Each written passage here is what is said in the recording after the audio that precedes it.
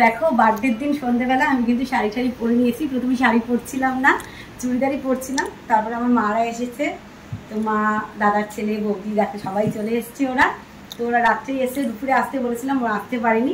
আর সবাই সন্ধ্যাবেলা এসছে। তারপরে ওরাই বললো যে না একটা শাড়ি পরতে, আমার মা বৌদি ওরা বললো।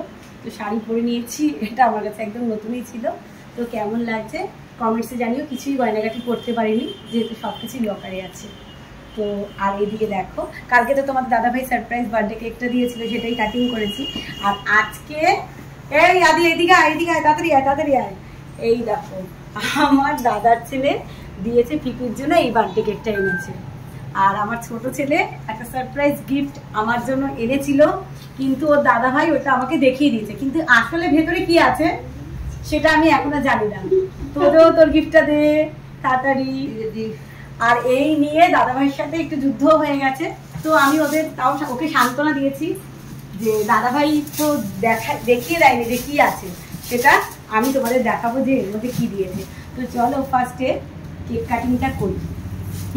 আর এদিকে আমাদের তো খাওয়া দাওয়া বলতে আজকে আমরা কোথাও যাচ্ছি না ডিনারে, আমরা বাড়িতেই নিজেদের মতো আনন্দ করছি। আর মারা যেহেতু থাকতে পারবেন, অনেকটা রাত হয়ে যাবে ডিনারে গেলে, তাই সবার জন্য বিরিয়ানি আনা হয়েছে। মাদেরটা দিয়ে দেবো আর আমরা বাড়িতে মজা করে খাবো। আর তোমাদের দাদাভাই তো এখনো দোকানে।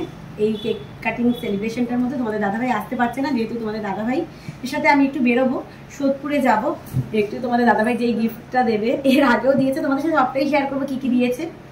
আর আজকেও কিছু হয়তো কিনে দেবে। আর মা টাকা দিয়েছে আজকে বার্থডেতে গিফট কেনার জন্য, সেটাও কিনতে যাবো। ওই জন্য একবারে রেডি হয়ে নিয়েছি যে ওটাই করতে যাবো। তো এখন চলো কেকটা কাটিং আগে করিয়ে দিই। এই সন্ধ্যাটা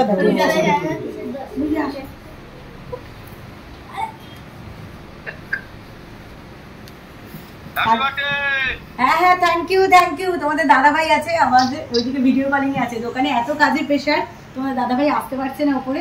তো চলো কেক কাটিং করি তোমাদের সাথে নিয়ে সবাইকে। Happy birthday to you, happy birthday to you, happy birthday dear Preeti, happy birthday to you. দুষ্টু নাও বৌদি নাও। ও মা তুমি আসো না একটু। আর দেখো আমার শাশুড়ি মা কিছুতেই আসতে চাইছে না। ক্যামেরায় চায় না, জানো তো, কারণ কিছু নেই, এটা বলিস না। নাও তুমি নাও। দাদা ভাইটা আসতে পারছে না।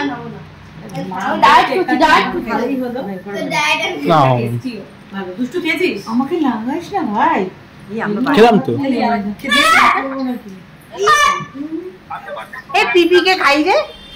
তো চলো কেক কাটিং তো করে নিলাম তোমাদের সবার সাথেই। এখন গিফটসগুলো খুলবো। এগুলো ছেলেরা দিয়েছে গিফটগুলো। তো ক্যাডবেরি আছে প্রথমেই। আর দেখি এটা কি আছে, সারপ্রাইজ গিফট বলে কথা। কি আছে রে, কি আছে একটু ওকেও দেখিয়ে দাও, কোথায় উঠে বসে রয়েছে। বাবা আস্তে আস্তে খুলতে হবে, তাই তো? বাবা কাঁচের জিনিস আছে কিছু, খুব সাবধান।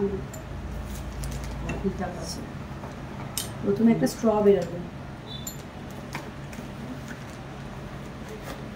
বাহ বাহ বাহ, দারুণ হয়েছে। আর সাথে স্ট্রটা ভালো হবে, গরমে জুস খেতে পারবো, তাই না? ভালো জিনিস দিয়েছে। আর আমার তো এসব প্রপার্টিস জিনিস ভীষণ পছন্দ করি আমি। আমাকে অনেক দামি দামি গিফট না দিয়েও যদি এরকম গিফট আমি পাই না, ভীষণ আমার পছন্দ।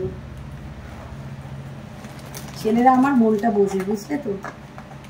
এইটাই দেখি কি আছে। বাহ বাহ বাহ বাহ, এটাও ভীষণ পছন্দ, আমার কাজে লাগবে।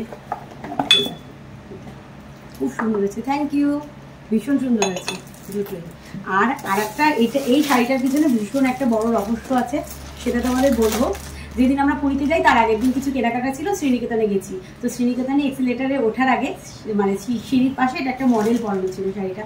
তো আমারও ভালো লেগেছে, তোমাদের দাদাভাইকে সেটা বলিনি।